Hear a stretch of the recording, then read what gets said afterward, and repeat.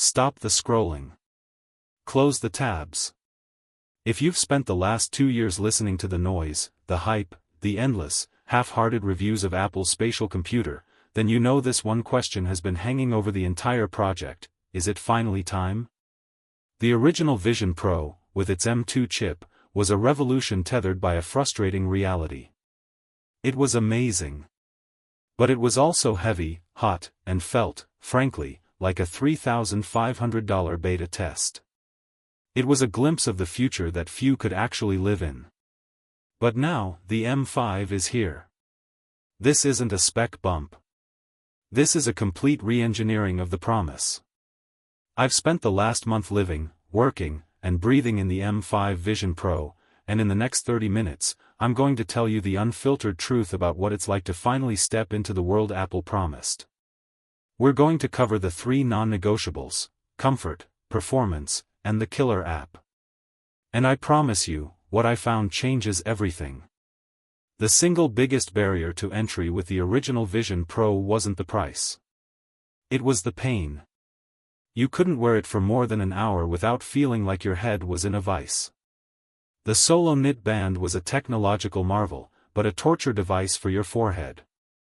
Apple knew this. They gave us the dual knit band with the M5, and honestly, if this was the only upgrade, it would still be a mandatory purchase. Listen to me, the difference is night and day. It's not just a second strap. It's a completely redesigned system of weight distribution. It leverages a counterbalancing pivot, a small mechanical miracle, that lifts the weight off the bridge of your nose and redistributes it across the crown of your head.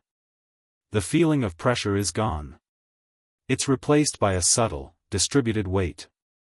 The closest analogy I can give you is the difference between carrying a heavy backpack with 2 straps versus holding the same weight with one hand. It is transformative. I've logged continuous sessions that clocked in at 4.5 hours. 4.5 hours. That was literally unthinkable on the M2 model. What this upgrade does is simple: it turns the Vision Pro from a demo into a workspace. It turns a gimmick into a routine. If you were waiting for a version you could actually use, this is your moment. But comfort is only the beginning. Let's talk power. The M2 chip was fast, but it struggled with the brutal reality of spatial computing. You weren't just running one app, you were running 20 apps, all at 90 frames per second, composited over a 4K pass-through video feed, and that feed had to be processed with zero perceivable latency. It was a Herculean task, and the M2 often buckled. You felt the heat. You saw the occasional stutter. The M5 changes the physics of the experience. This chip is a generational leap. We're talking about a next-generation 10-core CPU and a 16-core neural engine built on 3rd-generation 3-nanometer technology. What does that mouthful of specs mean for you? It means no more lag. When you open 30 browser windows, 2 virtual Mac displays, a spatial video, and a 3D model, the M5 doesn't even breathe hard. The fans rarely, if ever, spin up. The Mac Virtual Display, one of the most compelling features, is now buttery smooth. The M5 unlocks a 120 Hz refresh rate for that massive virtual monitor. When you're scrolling through code, or editing a 10,000-cell spreadsheet, your eyes will feel the difference. The text is crisper, the motion is fluid, and the fatigue is virtually eliminated. And then there's the pass-through. The M5 has enough compute headroom to process the external world with dramatically improved clarity and less digital distortion. That feeling of looking through a slightly grainy camera is gone. It's cleaner. It's sharper. It's more real. The M5 doesn't just make the Vision Pro faster. It makes the illusion indistinguishable from reality. It solves the performance debt that made the M2 feel like an experiment. The M5 is the engine that finally delivers on the impossible promise of a transparent digital world. But all the comfort and power in the world are useless without a reason to stay. That brings us to the most critical part of this review. The question I get most often is, what do I do with it? The M2 version struggled to answer that. The M5 version, with its new Vision OS 2.0 software, doesn't just answer it, it shouts the answer from the rooftops. The killer app is no longer a single piece of software. It's your entire digital life, unbound by physics. Let's break down the 3 areas where the M5 Vision Pro has completely changed the game for the American consumer: productivity, entertainment, and human connection. Forget dual monitors. Forget ultra-wides. The M5 Vision Pro turns any space, your cramped apartment, a bustling coffee shop, a cross-country flight, into a private, limitless executive suite. The Mac Virtual Display is now the best external monitor on the planet. I can pull in my 16-inch MacBook screen and stretch it out to what feels like a 40-foot 8K display. I can place 4 extra virtual Safari windows, Slack, Notes, and a ChatGPT interface floating around it. This is more screen real estate than a $10,000 desk setup. And I can move it all with me. For professionals, the M5's GPU power now handles demanding 3D rendering and complex data visualization with ease. If you're a developer, a designer, or an architect, the ability to walk inside your project and manipulate it with your hands is not a gimmick, it's a fundamental change in workflow. For the first time, this is not a device for tech, it's a device that accelerates your existing tech. This is the most purely hedonistic use case, and on the M5, it's unparalleled.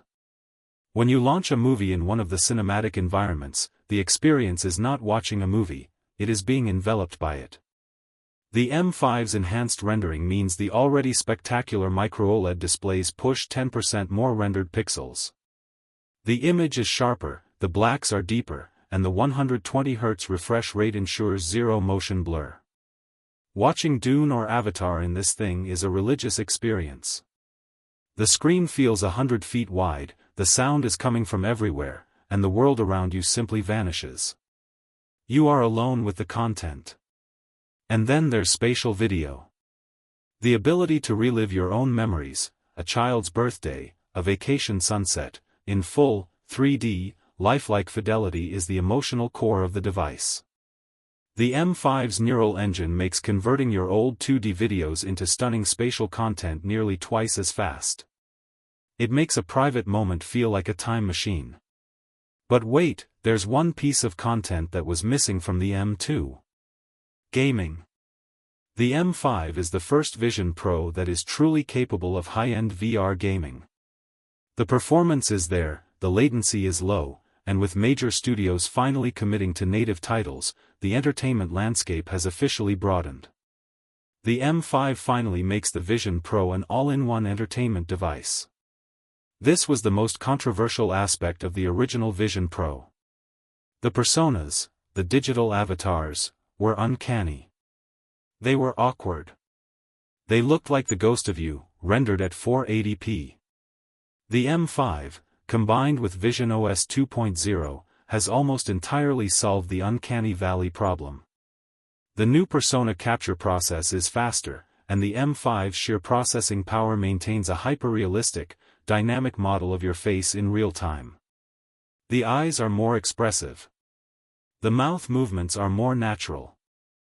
When you're in a spatial FaceTime call, you don't feel like you're talking to a cartoon, you feel like the other person is right there in your room, sitting on your couch, rendered in high-resolution volumetric video. The ability to share an experience, watching a movie together, working on the same digital whiteboard, with someone who feels physically present is profoundly moving. This is the key that unlocks the Vision Pro from being a solo device. The M5 makes human connection believable, and believability is the currency of this entire platform. So, we've covered the 3 killers of the M2, discomfort is gone. Lag is gone. The reason to use it is finally here. But we can't ignore the elephant in the room, the price. $3,500 is still a monumental expense. This is not a casual purchase. It's an investment. So, the ultimate question remains, should you finally get one? My answer comes in 3 parts. Part 1, if you own the M2 Vision Pro. The dual knit band, the M5 performance, the 120Hz display, this is not an incremental update. This is a mandatory upgrade. The M5 Vision Pro is what the original should have been. It is the finished product, not the prototype. The M2 version will now feel like a relic. You have to make the jump. Part 2, if you are a professional, a creator, or a digital nomad. If your work involves multiple screens, complex visualization, coding, or frequent travel, the Vision Pro M5 will pay for itself in productivity, comfort, and the ability to work anywhere. This is a business tool that masquerades as a futuristic gadget. The answer is yes. Part 3, if you are the average consumer, purely curious about the future. If you just want to watch movies and see the latest tech, $3,500 is still a steep price to pay for a luxury. It's a Ferrari when you only need a Honda. However, if you are an early adopter who wants to be on the ground floor of the next great technological leap, if you want to own the device that, 5 years from now, will be seen as the moment spatial computing became real, then the M5 is the version that finally justifies the leap of faith. The M5 makes the future feel close enough to touch. The Apple Vision Pro M5 is no longer a promise. It is the realest illusion you will ever experience. It is comfortable, it is powerful, and it is full of purpose. It is time. If you want to dive deeper into the specific app-by-app performance benchmarks of the M5 versus the M2, or if you want to know my complete list of the 10 essential apps you must download first, let me know in the comments. I want to hear from you. Is the M5 the version that finally makes you buy an Apple Vision Pro? Tell me below.